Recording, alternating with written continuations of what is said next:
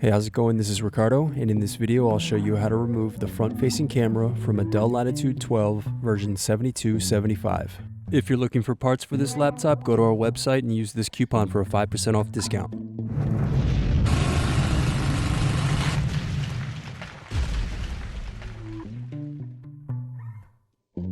Remove back cover assembly screws.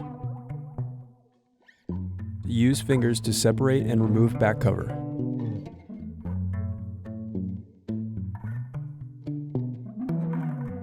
Now remove battery screws.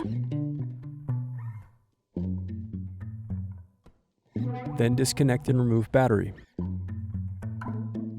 Then disconnect camera. Now unscrew and remove camera. Thanks for watching. Don't forget to like and subscribe if you enjoyed this video. And if you need more, check out this playlist to watch other tutorials for your laptop. You can also click here to find parts for your laptop at partspeople.com.